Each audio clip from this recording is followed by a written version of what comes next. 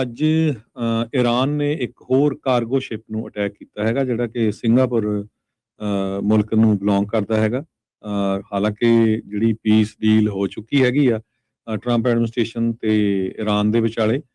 ਪਰ ਈਰਾਨ ਵਾਲੇ ਇਹ ਕਹਿ ਰਹੇ ਆ ਕਿਉਂਕਿ ਇਜ਼ਰਾਈਲ ਵਿੱਚ ਲਗਾਤਾਰ ਇਜ਼ਰਾਈਲ ਵਾਲੇ ਲੈਬਨਾਨ ਦੇ ਉੱਤੇ ਅਟੈਕ ਕਰ ਰਹੇ ਆ ਤੇ ਇਸ ਸੰਬੰਧ ਦੇ ਵਿੱਚ ਈਰਾਨ ਦੀ ਜਿਹੜੀ ਇਸਲਾਮਿਕ ਰੈਵੋਲੂਸ਼ਨਰੀ ਗਾਰਡ ਕਾਰਪਸ ਆ ਉਹਨਾਂ ਨੇ ਸਿੰਗਾਪੁਰ ਫਲੈਗਡ ਜਿਹੜਾ ਕਾਰਗੋ ਸ਼ਿਪ ਆ ਜੋ ਸਟੇਟ ਆਫ ਹਾਰਮੋਜ਼ ਦੇ ਵਿੱਚ ਪਹਿਲਾਂ ਉਸ ਨੂੰ ਵਾਰਨਿੰਗ ਦਿੱਤੀ ਤੇ ਵੀ ਤੁਸੀਂ ਤੋਂ ਲੰਘ ਨਹੀਂ ਸਕਦੇ, ਬਾਅਦ ਦੇ ਵਿੱਚ ਡਰੋਨ ਦੇ ਨਾਲ ਉੱਥੇ ਅਟੈਕ ਕਰ ਦਿੱਤਾ। ਇਹ ਦੋ ਸੀਨੀਅਰ ਯੂਐਸ ਦੇ ਜਿਹੜੇ ਆਫੀਸ਼ੀਅਲਸ ਆ ਉਹਨਾਂ ਨੇ ਇਹ ਦੱਸਿਆ ਹੈਗਾ।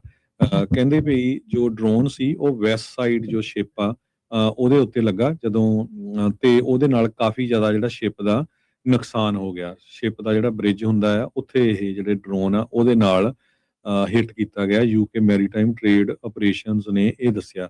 ਲੱਕਲੀ ਕਿਸੇ ਦਾ ਕੋਈ ਜਿਹੜਾ ਜਾਨੀ ਨੁਕਸਾਨ ਆ ਉਹ ਨਹੀਂ ਹੋਇਆ, ਪਰ ਸ਼ਿਪ ਦੇ ਉੱਤੇ ਜਿਹੜਾ ਅਟੈਕ ਕੀਤਾ ਤੇ ਸ਼ਿਪ ਉੱਥੋਂ ਅੱਗੇ ਨਹੀਂ ਜਾ ਸਕਿਆ। ਹਾਲਾਂਕਿ 60 ਦਿਨਾਂ ਦੀ ਜਿਹੜੀ ਡੀਲ ਆ ਉਹਦੇ ਵਿੱਚ ਇਹੀ ਕਿਹਾ ਗਿਆ ਸੀ ਵੀ ਸਟੇਟ ਆਫ ਹਾਰਮੋਜ਼ ਨੂੰ ਓਪਨ ਕੀਤਾ ਜਾਊਗਾ, ਕਿਸੇ ਤਰ੍ਹਾਂ ਦਾ ਉੱਥੇ ਟੋਲ ਵਗੈਰਾ ਜਿਹੜਾ ਨਹੀਂ ਲਾਇਆ ਜਾਊਗਾ।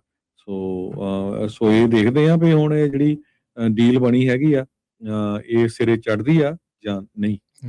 ਬਿਲਕੁਲ। ਸੋ ਇਹ ਡਾਵਾਡੋਲ ਹੀ ਆ ਜਿਹੜੀ ਸਿਚੁਏਸ਼ਨ, ਕਿਉਂਕਿ ਜੇ ਈਰਾਨ ਵਾਲਿਆਂ ਨੇ ਹਮਲਾ ਕਰਤਾ ਉਧਰ ਇਜ਼ਰਾਈਲ ਵਾਲੇ ਨਹੀਂ ਮੰਨਣ ਤੇ ਤਾਂ ਅੱਗੇ ਕੀ ਬਣੂਗਾ। 30 ਤਰੀਕ ਨੂੰ ਅਗਲੀ ਜਿਹੜੀ ਮੁਲਾਕਾਤ ਸ਼ਾਇਦ ਮਿੱਥੀ ਗਈ ਹੈ ਹਰਜੋਤ ਸਿੰਘ ਜੀ, ਈਰਾਨ ਤੇ ਯੂਐਸ ਦੇ ਦਰਮਿਆਨ ਜਿਹੜੀ MOU ਤੋਂ ਬਾਅਦ ਚ ਜਿਹੜੀ ਸਵਿਟਜ਼ਰਲੈਂਡ ਦੇ ਵਿੱਚ ਹੋਈ ਮੀਟਿੰਗ ਆ ਉਸ ਤੋਂ ਬਾਅਦ। ਸੋ ਦੇਖਦੇ ਆ ਉਦੋਂ ਤੱਕ ਕੀ ਹੋਰ ਸਿਚੁਏਸ਼ਨ ਅਦਲ ਬਦਲ ਹੁੰਦੀ ਆ। ਅੱਜ ਈਰਾਨ ਨੇ ਇੱਕ ਹੋਰ ਕਾਰਗੋ ਸ਼ਿਪ ਨੂੰ ਅਟੈਕ ਕੀਤਾ ਹੈਗਾ ਜਿਹੜਾ ਕਿ ਸਿੰਗਾਪੁਰ ਮੁਲਕ ਨੂੰ ਬਿਲੋਂਗ ਕਰਦਾ ਹੈਗਾ। ਹਾਲਾਂਕਿ ਜਿਹੜੀ ਪੀਸ ਡੀਲ ਹੋ ਚੁੱਕੀ ਹੈਗੀ ਆ ਟਰੰਪ ਐਡਮਿਨਿਸਟ੍ਰੇਸ਼ਨ ਤੇ ਈਰਾਨ ਦੇ ਵਿਚਾਲੇ।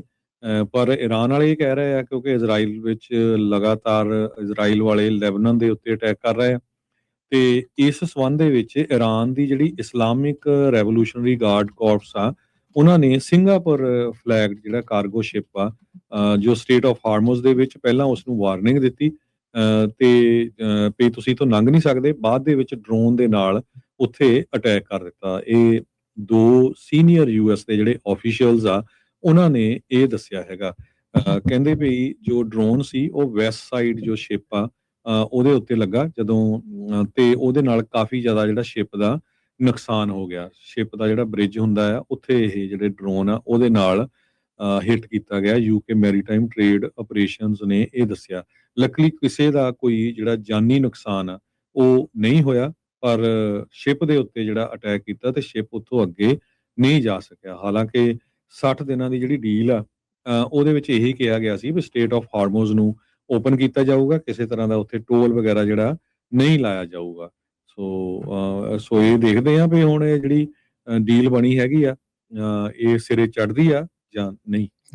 ਬਿਲਕੁਲ। ਸੋ ਇਹ ਡਾਵਾਡੋਲ ਹੀ ਆ ਜਿਹੜੀ ਸਿਚੁਏਸ਼ਨ, ਕਿਉਂਕਿ ਜੇ ਈਰਾਨ ਵਾਲਿਆਂ ਨੇ ਹਮਲਾ ਕਰਤਾ ਉਧਰ ਇਜ਼ਰਾਈਲ ਵਾਲੇ ਨਹੀਂ ਮੰਨਣ ਤੇ ਤਾਂ ਅੱਗੇ ਕੀ ਬਣੂਗਾ।